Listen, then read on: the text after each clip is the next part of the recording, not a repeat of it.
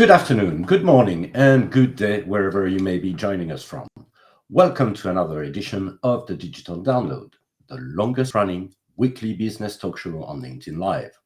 Now globally syndicated on TuneIn Radio through IBGR, the world's #1 business talk, news, and strategy radio network. Today we're diving into cracking the code of B2B buyers. We have a special guest, Kerry Cunningham, to help us with the discussion. Kerry is a seasoned B2B marketing strategist, researcher, and thought leader. But before we bring Kerry on, let's go around the set and introduce everyone. Actually, today we're only two. While we're doing that, though, why don't you in the audience reach out to a friend, ping them, and have them join us? We strive to make the digital download an interactive experience. Audience participation is highly encouraged.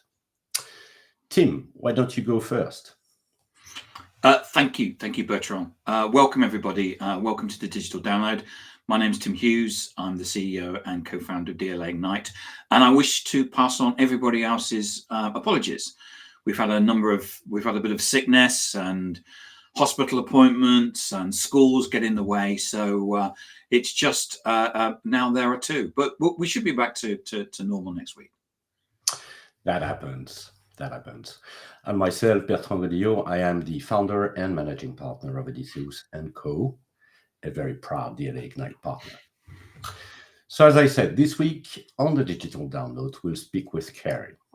His extensive experience and research in demand generation and B2B buying behaviors provide a unique perspective on how sellers can effectively engage with and influence B2B buyers. Let's bring him on. Sorry. Hello, Kerry. Good morning. Hi. Good morning. Good afternoon. And good morning Kerry. From Southern California. Yes, thank you for that's an early call for you, so thank you for joining. Definitely. Kerry, let's start by having you tell us a little bit more about you, your background, and what led you where you are today. Great, thank you. So right now I work at 6 Sense, a software company that makes AI-based software for identifying B2B buyers and engaging B2B buyers. And I've been here about 3 years. Prior to 6 Sense, I was at Forrester and Serious Decisions, both analyst firms, for about 8 years. Prior to that, I had a really long career in B2B, primarily in the BDR, SDR space. I ran a third-party teleservices organization in North America for about 12 years. We had offices in the Bay Area in California, so all tech companies, but then also opened up a satellite office outside of Montreal. And then through some acquisitions, also had offices in Austin and Manila. So I had, at the time we sold the company, I had about 500 BDR types reporting up into my organization, doing business development work for lots and lots of almost entirely tech companies. Between those two times, after we sold the company and before I became an analyst, I went back to graduate school. I spent 4 years working in academic research labs in social sciences and got a master's in organizational psychology. And apart from one, using all the money I would otherwise have been using to retire, two, it was just the most phenomenal time of my life. And it really has informed all of the research that I do now. I run a research practice at 6 Sense, which is pretty unusual for a software company. And we'll get into it. I think, though, to add to that, Kerry, is that there is a vacuum for, and there is an appetite for this sort of research, and when the CEBs and that got bought up by Gartner and then gradually dismantled, I think that there's people want this sort of, because they want to be able to use this sort of data to inform their strategy and what they're going to do, or totally ignore it. Right. Yeah. As a lot of people seem to do. That is absolutely what people seem to do, despite however loud and vociferously I say things. And I've been saying some of the same things for the last 7 or 8 years. I'm not tired of saying them yet because I have some righteous zeal behind what we're talking about. But I think when you look around and you apply even some normal common sense to the way things work in B2B, you pretty quickly come to the conclusion that that doesn't make a lot of sense about a lot of practices in B2B. And so, to be honest, it's a lot of fun identifying these things that don't make sense and trying to figure out, one, how do you tell the story to get people to understand that it doesn't make sense, this thing that we've been doing forever, and then figure out how do we advise people on what to do, because it's sometimes you do have to just, if there's bad practices in place, you do have to just get rid of the bad practice even before you have a great alternative, to be honest with you, because it's the alternative to some of these bad practices. Doing nothing is better than what you're doing. But in most cases, you really have to find some replacement. So that's a big part of the job as well. But one of the strange things, I think, Kerry, is that quite often we're all B2B buyers. That's exactly right. Yeah. And we expect certain things, and we like certain things and don't like certain things. And then what seems to happen is that we get into or sit in front of our screens for work and forget all that and follow this playbook that's been around for 30, 40 years, and get the results that we get rather than actually thinking about our own experiences. To me, that is the source of most of the bad stuff that's happening, particularly on the marketing side, but not just on the marketing side. But that's absolutely right. And almost every time I'm talking with marketers today, I ask, just think about your own behavior for a minute. And like, if you think about, would I respond to the kind of thing I'm expecting my buyers to respond to? The answer will come back no, 95% of the time. And you can go up and down the list of things that are standard practices in B2B. And the answer for most senior B2B marketing or sales leaders is, I would never engage with that kind of tactic, and yet we build our plans, our dreams, everything is built around other people doing these things we would never do. It's crazy. So Kerry, that's interesting. And let me ask you a foundational question. What makes B2B buyers tick? Yeah. So this is fascinating, and we could spend the rest of the time on this, and I'm happy to. I'm sure. So I've got a bunch of good research. There's some research from some other folks that we can talk about as well. So like the first thing to understand is your buyer. So in most B2B purchasing, the buyer is a group or a team of people, not an individual person, right? So if you're selling things that cost in the hundreds or low thousands of dollars, maybe you sell to an individual person. But in most cases, when you're selling software to a company or machinery to a company or something like that, it's going to be a pretty large group of people. Now, when we go out and look across B2B, if you ask thousands of people, as we have, who've been part of a buying process, how big was that purchase? The average is going to be a couple $100,000. And then the number of people involved in that buying process is going to be 11 on average. And that's pretty consistent globally. It's a little more some places and a little less somewhere else, but not very much. And so the first thing to understand is it's a group activity, and we have to understand the psychology of groups if we want to understand what's happening in that buying group.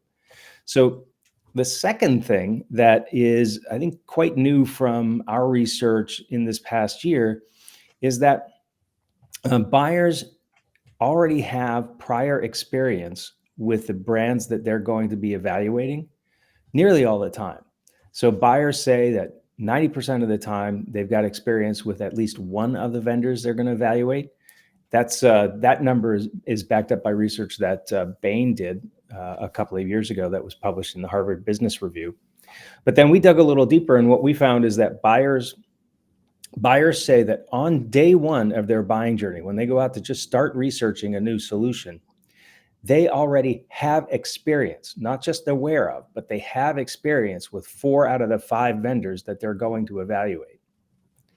And so I was surprised when I saw that number at first, but then, Tim, to your point, when you think about who these people are, who are who are making decisions about, 6-figure, 7-figure purchases, they're not the kids who just graduated from college, right? These are people like us who have the volume and the color of hair that we do.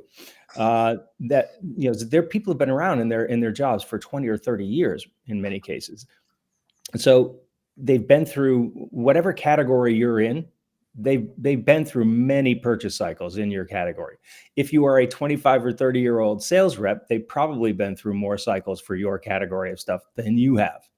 And so they know the brands in the space. Now, of course, if you're in a brand new category, that's a different thing.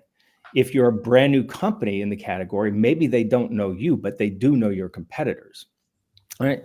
So they enter this process. So you've got 11 people, and I'm describing the buying group, but to understand how they tick, you really have to know that these parameters. So you've got 11 people.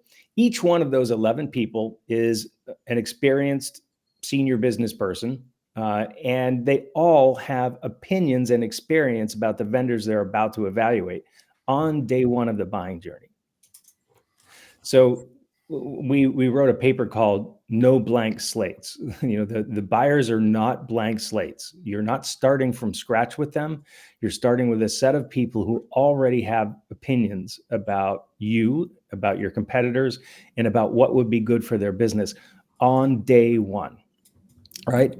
Now, this is going to come into play when we talk about the back channeling stuff that we just published in a minute. So when they're starting that buying journey, they've got all these opinions. If you've got 11 people, you've got at least 4, maybe 5 opinions about what the organization ought to do. And the rest of the buying journey, it's not as we've always thought about. It's not educating themselves about the category or your solution. Not primarily. They may need to refresh their understanding if it's been a couple of years since they've been in the space. But it's primarily about each member of that buying team arming him or herself to win the internal debate about what they're going to do. And that's a very different kind of buyer than a buyer who's walking into this process as a blank slate, and now you can educate them on the vendors in the category, right? It's really primarily about winning the internal argument about what the organization is going to do. And so some of the other dynamics that are in play are really, really important. In a group environment, a big part of what happens in that group environment is that people are trying to identify some common ground within the vendors that they can say, okay, this one is one that we can all agree on. And whenever that's the case, they're probably never or very unlikely to buy an extreme kind of choice in the category. So if you've got a brand new vendor that's extremely new and has a completely new way of solving this problem, or they're the most innovative way of solving that problem, that may appeal to the business buyer who owns the department that's going to be using this solution. But does the CFO or the head of purchasing and procurement or the IT person, do they care about how innovative and exciting your solution is? Probably not nearly as much, right? That's not there. It's not on the top of their list. Not messing it up is on the top of their list, right? Or not paying, the top dollar. So those dynamics are happening internally. Then what we found is that, as the price goes up for a solution, the buying group size goes up. And so that's not surprising, but then you have to ask yourself, well, why do you need more people just because it costs more? And a big part of the answer to that is so that you're spreading around the risk involved in that decision, right? So if I'm buying something that I can afford with my budget without getting sign off from the CFO, then there's probably not a ton of risk involved in that decision. But if I'm signing off on something that's more expensive, one, I'm going to have to involve the CFO and the head of IT or something like that. But also, I want to, because if that decision doesn't go well, I want everybody who is going to point fingers at me later to have been involved in and nodded yes to that decision. And then they're not going to cut my head off if it doesn't go well, because everybody was involved. So that's a big part of the dynamic in the buying process as well. And clearly, we all have been through this before, I'm pretty sure. But that raises a question. If you are a challenger, I mean, you are a new entrant. So what we're discussing here is the barrier of entry for for enterprise size type of deals. How do we work around this? Well, I think. Yeah, I think one, it's as hard as we all know it is, right? It's the thing that you do has to be substantially better or cheaper, or one of these vectors that really matter a lot. Like, is it much better at the thing that's got to be done? Is it much less expensive to buy or to own, or both? Or does it somehow allow you to reduce spend in other areas, right? So it can either be less expensive itself or save a lot of labor somehow that's not already being saved. One of the things that we found is that about 3/4 of B2B purchases are within an existing category, a category that the buyer already has, right? So most are just replacing something that's there. So you may have an innovative way of doing that. And certainly, you look like companies like Workday, which I don't know when Workday came into existence, but it didn't exist that long ago, and now it's everywhere, right? So it's certainly possible. Salesforce is an example of one from 25 years ago, whatever it was, that one day it doesn't exist. A few years later, it's starting to catch on, and then it's everywhere. And then that kicked off the replacement of countless numbers of on-premise pieces of software, because now everything moves to the cloud. So that can happen. You have a much better way of delivering your product or service, and that the market appreciates more, and now you can win that way. But you have to have something like that. If you show up with a Me Too in a category, then obviously you're going to have a hard time getting people to take the chance on buying your solution when you're not clearly differentiated in one of those other ways. It does point, however, we can talk about branding, and it's fun to talk about brand marketing with sellers, because sellers will often say, "What are you doing? Don't spend money on that." In fact, a lot of marketing leaders today will say, "What are you doing? Don't spend money on that." But if you're a challenger brand and nobody knows who you are, you're probably not on the day one shortlist. And buyers buy from the day one shortlist 90% of the time. So, you should want your company to be doing some very serious brand and reputation marketing to the audience that you're trying to sell to, because it may be that your primary buyer is dialed into the category enough to know that you exist and to know about you. But if the CFO's never heard of you, if the head of purchasing's never heard of you, if IT people have never heard of you, your chances of getting through that gauntlet are very, very low. And you, as a salesperson, trying to get those people even to talk to you is going to be extremely challenging if they can't look out the window of their computer and see lots of information about you that makes you look smart and trustworthy and all of that. How hard is your primary persona going to fight for you when they have to, in this battle to try to win this deal? And that's really what you need to have happen. Is the person that your messaging, that your product really appeals to, is going to have to fight for you against these other people who have no idea you exist and who do not care about how innovative you are. Maybe a little bit, but not really. All right. So from that perspective, how can sellers build trust and literally build relationship in advance of the buying process, so that you create that awareness and you gain somehow a competitive advantage on the list of 5? Oops, I lost your audio. Is that just me? Yeah, so we said we have a list of 4 or 5 people and 4 or 5 suppliers, and we know we're going to buy from them. Well, at least 10% of the audience is buying from them. How do you, as a seller, build a relationship and try to work around this to build some sort of competitive advantage, even though you may not be in the picture in the first place? Well, that's why I love the idea of social selling and want to be in a place where we're talking about social selling, because I think that's really where most of the answer is going to be. So in our research, the main kind of facts about the buying journey are: if you do not have a pre-existing relationship with members of that buying party, they are not going to talk to you until they're 70% of the way through the journey. And the trigger to talk to you is that they have already decided where you fit on the short list. But that applies to about 80% of B2B purchases. In the other 20% of B2B purchases, there is some, or there becomes an existing relationship that allows the seller to talk to the buyer prior to the time they pick a winner.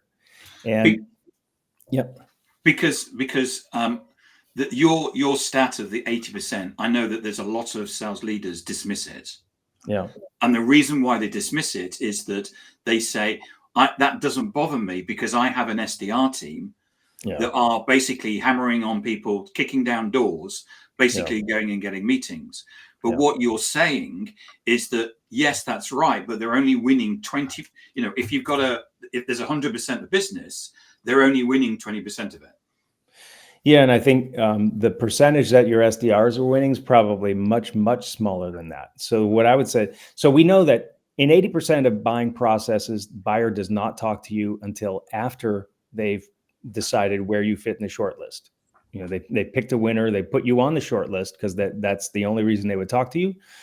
But now you may be first, second, third, fourth, or fifth. And it doesn't really change very much after they start talking to you. But if you're an AE and you're covering a big account and you've been working that account as you should over time, and you actually know those people, you met them last year when you took over the account. They weren't in a buying process, but you developed a relationship with them. When they go into that buying process, you'll probably be able to engage with them throughout the whole thing.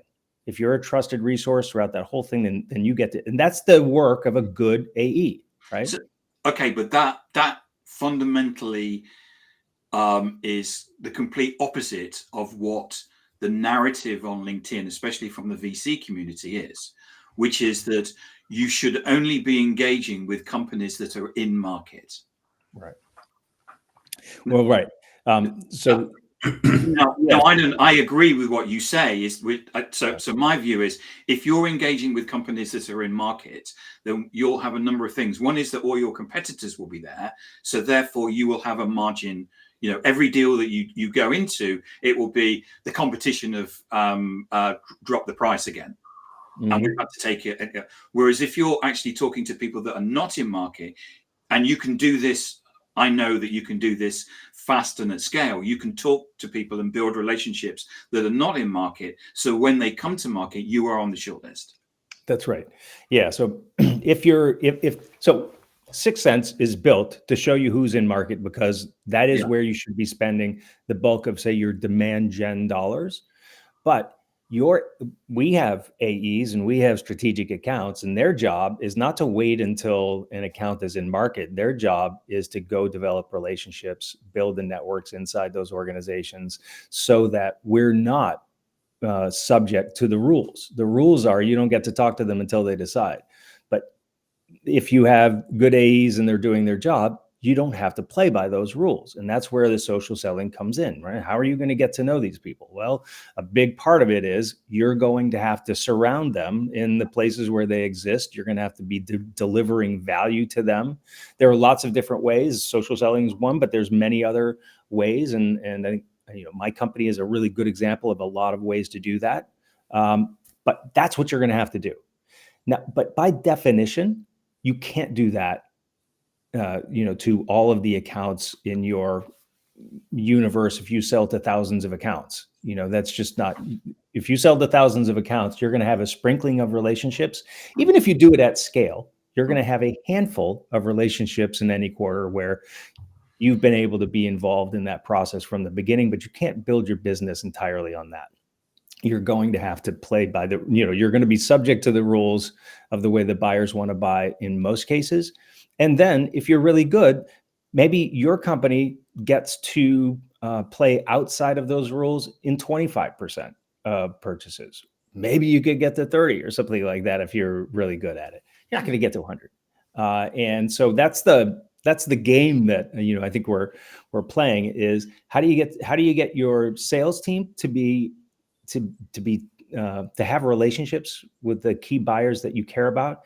And then at scale, you also have to have your brand have your buyers have a relationship with your brand outside of a buying process. And that's another thing I think, we're not the only ones, but we do that really well.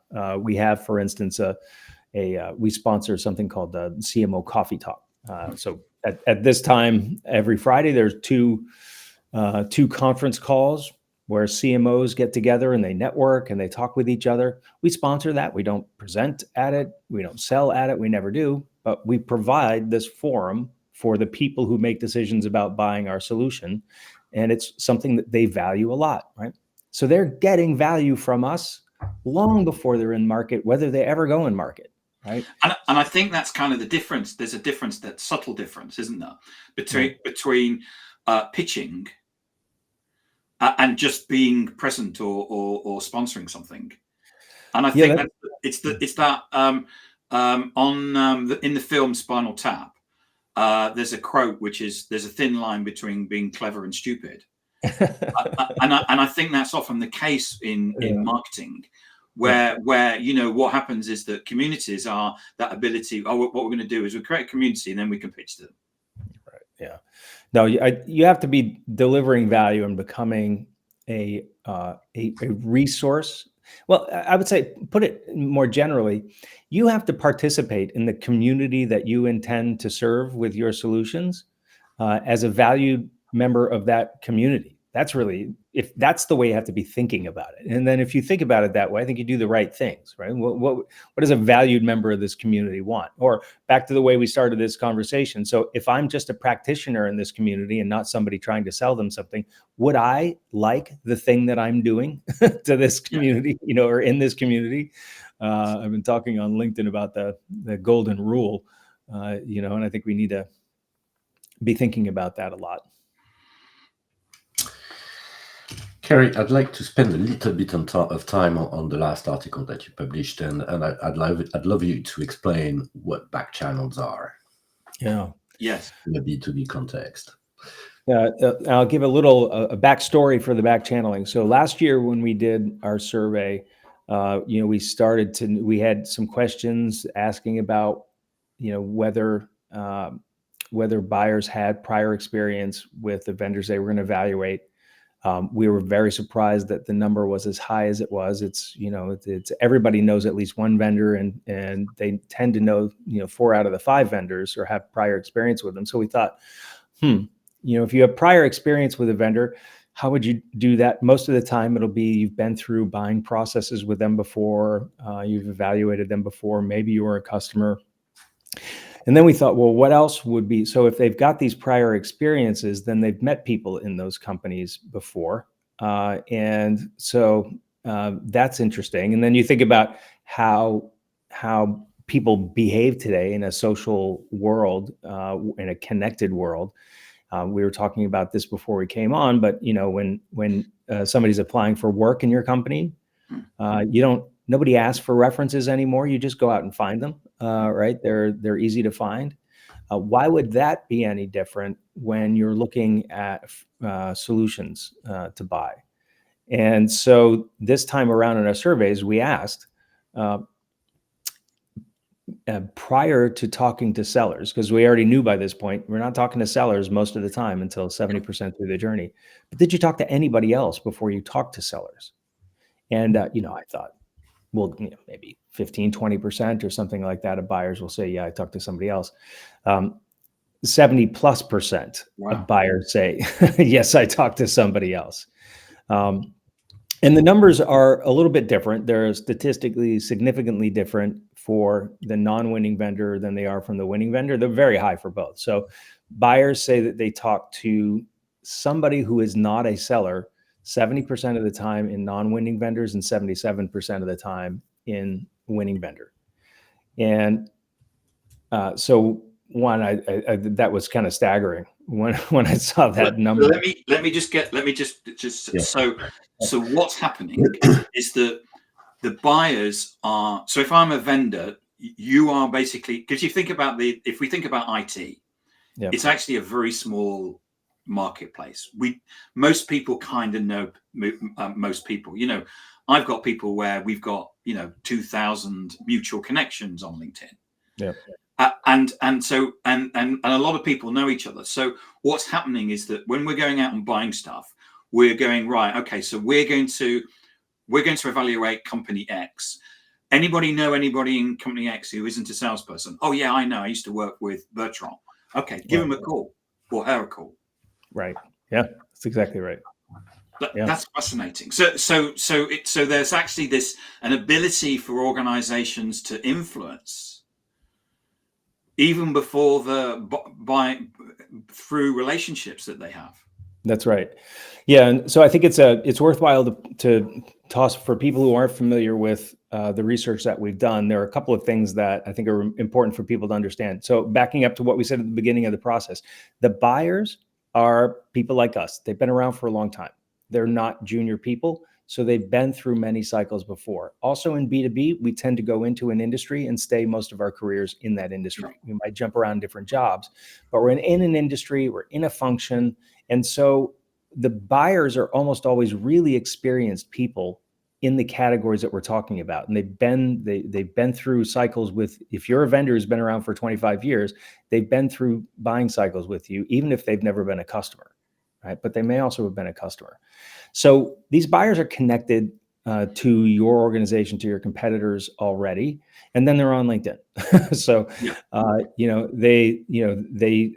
they probably, maybe they met with 5 or 6 or 7 people in your organization through various cycles that they've been through before. They have somebody that they liked and trusted, and now they're going to go through a cycle again, and they ping them. And by the way, this happens to me all the time. And that's part of the reason we asked the question, is because I'm pretty public out there, and people know I've been around. And as a former analyst, I think have some amount of trust built up, and so people will ping me and say, "Hey, we're thinking about evaluating you and the other guys, and how are things going over there?" A lot of times their questions just about do you like working there? Or those kinds of things. They want to know what you're like as a company, as a partner, potential partner. They are in a lot of cases more social kinds of questions. Not always. I would say maybe 40% or so are that kind. But that's what's happening in a lot of cases. And it's not just the primary buyer. Like the CFO is doing it as well. And so what's interesting is the higher a person is in the organization, the less likely they are to back channel. If they're the CFO or some of the non-departmental people, they're a little bit less likely, all things being equal. But the other things that impact how often it happens is how expensive the solution is. So the more expensive a solution is, the more complex it is, the more likely it is that members of that buying group are going to back channel. And so what we found is that even the more senior people and the CFO types, they're more likely to be involved in those more expensive, complex purchases. And when they are, they back channel too. Those guys also, they know each other, right? They've been around, they work for each other. They went to school together, whatever the case may be. And so they all have resources, networks, and they take advantage of them to kind of get the inside scoop. The other thing to know is that, buyers are very defensive.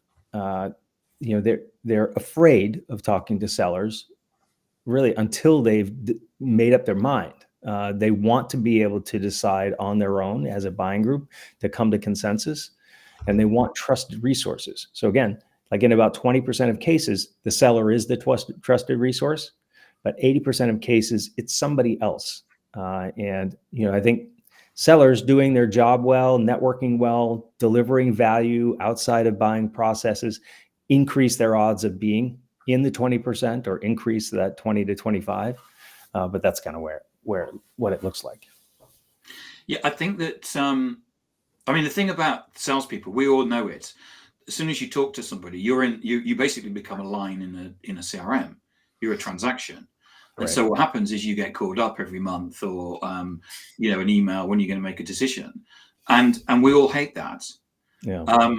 Though what happens, as I say, we go back when we get into our work mode, we forget all about the fact that we hate all that. And we start saying, so why haven't you phoned the person 3 times today? Right. Where that would actually be really annoying. So the one of the things that we've found is that when we've been in organizations, quite often, usually when we talk to organizations, our entry point is through sales leaders. And then what we do is we go up in the organization to actually empower the senior people within the business. And the most difficult people to empower are always the CFO and the CIO. But once you actually get them to switch and you get them to understand that this is actually a platform to allow them to network or back channel, as you say, what happens is that the CIO is suddenly like, so I can go and talk to people about what cybersecurity system they've got. Yes.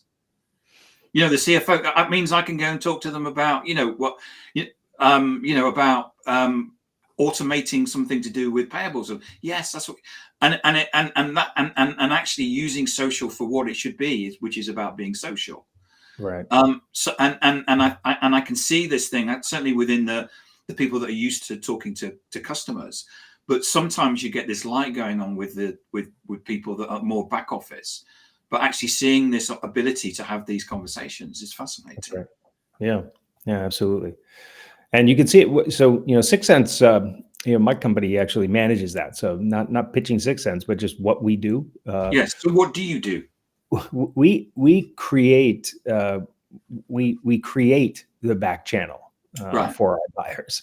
So so we sell to marketing and sales organizations, but still primarily marketing organizations. If you're a marketer inside Sixth Sense, if you head a department, demand gen, ABX, whatever it might be, you have probably 100 conversations a year with prospects yourself about how you do your job. You are a resource, and you're offered by sellers. So our sellers, in their networking with buyers, find somebody on LinkedIn inside their target account. And so in my case, as a former Sales Decisions Forrester analyst, our reps are going into they cover an account, they go into that account, they look for somebody who is connected to me. If they're connected to me, then that person gets an email and says, hey, we've got Kerry Cunningham, former analyst for Forrester.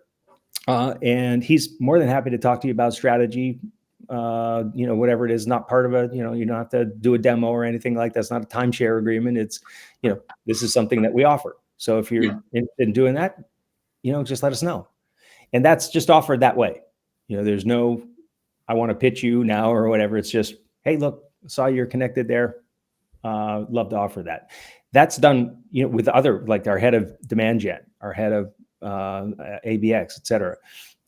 Whenever there are, if they're trying to get to know the head of account-based marketing in one of their accounts, they say, hey, we've got a great ABX program. We do this, that, and the other. And if you'd ever like to talk to our head of ABM about how we do that, I can set that up for you. And the answer is yes, a lot of times, right? Because in most sales leaders and most salespeople, it's all about control. They become control freaks, and so in a way, what they would want to do is actually say you're not allowed to talk to anybody else, right? Whereas you can't do that, and what you're doing is in effect saying this is happening.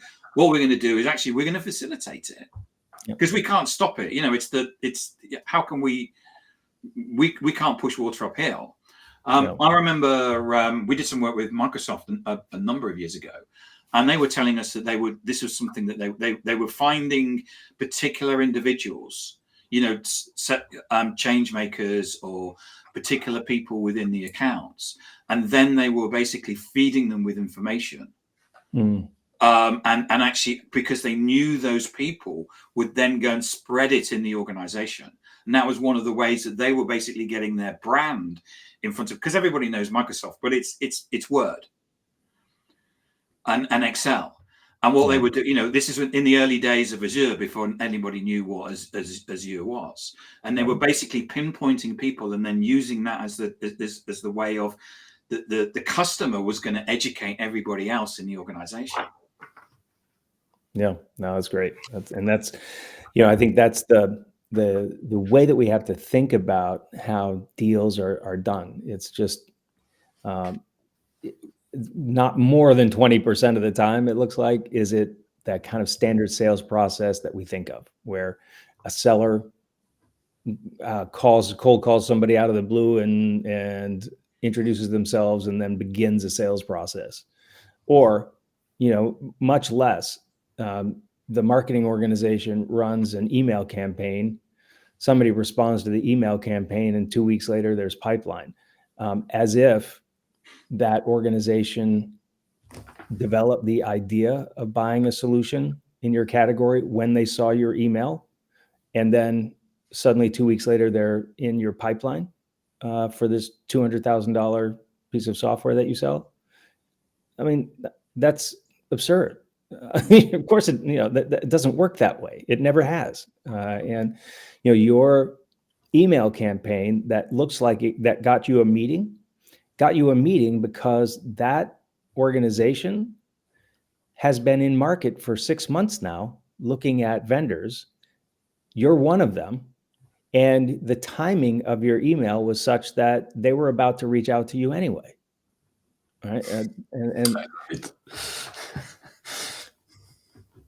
so, the idea that, we have to back up and think, as we talked about earlier, about, what does it look like when I've been involved in a big purchase for my company? What did that look like? Did it look like me getting an email or a phone call from somebody and deciding to go into market for that thing? It might have, right? You might have gotten the idea, sparked the idea, we really should think about replacing X, Y, and Z thing that we have. But then how long between that first spark of that idea and it actually happening was it? Because if that thing wasn't in your budget and it costs a couple $100,000, it doesn't happen this year. Yeah. Right? We don't have that kind of money sitting around most of the time. So I think it's just, we really do need to become a little more self-conscious about these things, as we've said a couple of times now.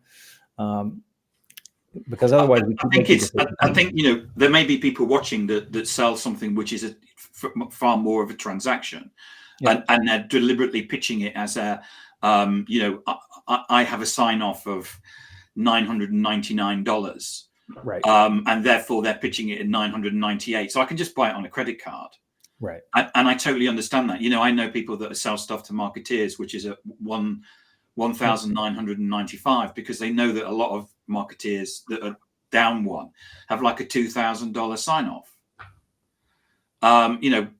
Data and for stuff like that. Mm-hmm. One thing that I'm interested in, I don't know if you've looked at it at all, Kerry, is if you think about non-sellers, so pre-sales people, sales engineers, people that are doing probably demonstrations on that. Do you have any data on what part they play in the sale? I don't yet. So that's definitely an area for future research. I suspect those people are often back channel targets. Yes. Right. So if you're the sales engineer, somebody like that who's been through a process, in the prior. So let's say that I'm a business person, senior business person. I run a department. I'm interested in a category of solution. I've been through 6 or 7 buying processes for that over the last 15 years. And I've met a couple of really good sales engineers along the way. and one of them's over here and one of them's over here. I'm going to ping them because I trust them. They did a great job when I was working with them before. They're not the pitch heavy people. They're not the ones, who are trying to, make sure that I buy their thing today or whatever. So I trust them, and I want to know how I see that your solutions changed a little bit in the last year. You've done this, and I've got a question about that my buying group is asking. I can reach out to you, and I feel okay about doing that. I can reach out to you and ask that question.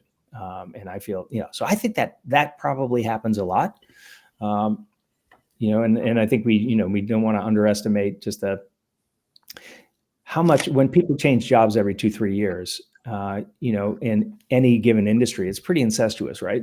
I used to work with so-and-so, they're over here now in this other company. That's probably also a big part of that back channel. Yeah, and I know the answer to this because I asked you before we went live, but I'm going to ask it again because we're live now.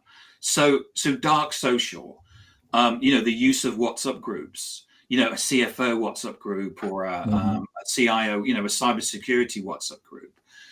Do you think that's being used for back channel discussions?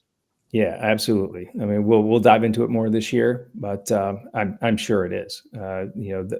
Those kinds of groups, and that's part of what we set up when we sponsor a CMO group and a BDR group, and part of the reason that people in those disciplines love those groups is because they get to help shape those networks and be in those networks and meet those people, so that when they have issues, questions, problems, they're evaluating a vendor, they've got a network that they can call on to help get answers. So I'm absolutely sure that's a huge part of it, and we'll be digging into that more this year in the research. Okay, I mean that's. I remember someone coming to me 7 years ago, and IBM they'd been paid to do some research by IBM, where they found out that a lot of the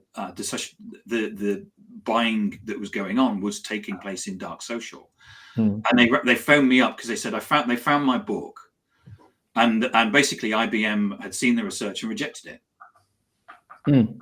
And they said it just couldn't happen. If you think about going back, people were laughing. Social media was a fad. Do really people think about have these conversations? And that person had a conversation with me, and I said, no, I think it's taking place. I'm in a number of sales ones where people are swapping ideas even from a sales perspective, but you can get a feel for the market and the category and what other people are talking about just by sitting there and listening, not necessarily taking part. Yeah, absolutely. Yeah, no, I think that's huge. And again, you just think about your own behavior. It's what you do all the time, right? When you need to know something, whether it's anything from considering a vendor to hiring an employee, it's the way we work. Well, we all know that if we consider a vendor, we could get fired. Sorry, Bertram, were you going to ask? No. I was just going back to obviously, because there is a practice of using back channels.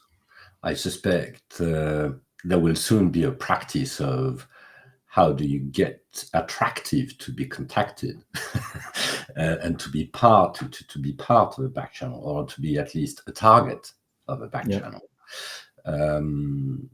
Any ideas or any best practice that you could share?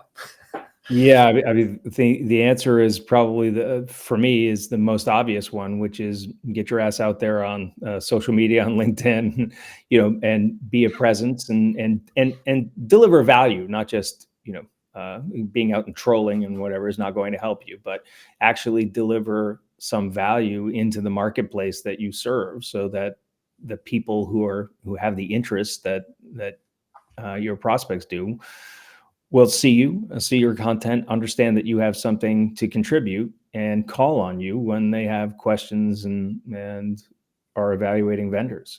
That's really, I mean, it's a glorious time in the existence of B2B to be able to do that. It didn't, the beginning of our careers, it didn't exist. And we have sellers, we have BDRs who have tens of thousands of followers. Right. So they're out there delivering value to the constituencies that they serve. It's the way to do it. Okay. Yes, I think it amazes me. I quite often, whenever we talk to organizations, we always do a review of their social and stuff. And it always amazes me. You'll get an SDR that will have like 200 contacts in LinkedIn and they've never posted anything. And it's like, so what do they do all day? Yeah. Well, I would imagine there are still companies where they say, well, I don't want you, you're not supposed to, you're not to be on LinkedIn all day posting things. I want you calling people and emailing people. Yeah, we talked. I met someone recently, and they said that their CRO basically said their view was the reason why the IT industry has basically done a dip, and lots of people have been laid off, is because all the salespeople have been playing on social media for the last couple of years. Not selling, not playing enough is, I think, more like the case. Yeah, I think it's even if you think about the kind of the old mere exposure effect, the fact of being out in the marketplace and just having your name present where your buyers are, so that even if they don't consciously know that they've seen your name before, they see your name and it's familiar, and they think, well, I must know this person, or I've got a positive sense of who this company and this person is because I see them all the time. I don't remember anything they've ever said. I couldn't pinpoint a single thing that I got from them, but I see them all the time. Right? That's very powerful. That's what advertising is, and this is something that you can do yourself for nothing. Well, it takes time. That's it. Well, that's interesting. One of those things is that it's partly because we've got two brains, and it's the monkey brain of experience where we get that feeling that we actually know someone and we like, the know, like, and trust somebody comes from the monkey brain, not the modern brain. That's right. Yeah. And that's all about experience. It's not necessarily, it may be, I follow you, Kerry, and what you produce is excellent. And therefore, I know you for what you create, but it could be that you're, so Barry Duffy basically said here, love joining webinar late and walk straight into a great line from Kerry. Now, you may know Barry, you may not, but the fact is that Barry knows you, and that's the important thing. It is. So even though you may have 30,000 followers, it doesn't matter. You can't know everybody of those 30,000 people, but Barry knows you. Mm-hmm. Yeah, that's it. And in this case, it's not even necessary, I think, for somebody to know how they know you, or even really be able to say, do I really know? If you're familiar to people because you've simply been there, they are more likely to respond positively to you. And there's a ton of science behind that. Now, if people are familiar and they do know why, and the why is a negative, then that's not going to help. But if you've been out in the marketplace being neutral or better and delivering a little bit of value and content and whatever, they're going to be more likely to respond to you. And they don't have to know why necessarily. They just need to think, okay, this person's been around, right? Kerry, this has been really great. And I'd like to ask, where can people learn more? How can they get in touch with you? LinkedIn's probably the easiest place to find me, of course. So Kerry Cunningham on LinkedIn. And there might be a couple of Kerry Cunninghams, but I think at this point, I probably come up first if you go look for me. And then if you go to sixthsense.com/research, there's a ton of our research there. There are no forms of any kind. It's all freely available. And so you can get all of our research there. But if you follow me, if you find me on LinkedIn, there's a link in my profile to all of that. So please do. That's what. And I would echo that, Kerry, in terms of I follow you, and I would recommend everybody else follows you. And one of the things about it is that you always are putting out stuff where I go, I never thought about that. And there is a lot of stuff on LinkedIn which is the same old, and you're putting out stuff which is thought provoking. Sorry, Bertrand.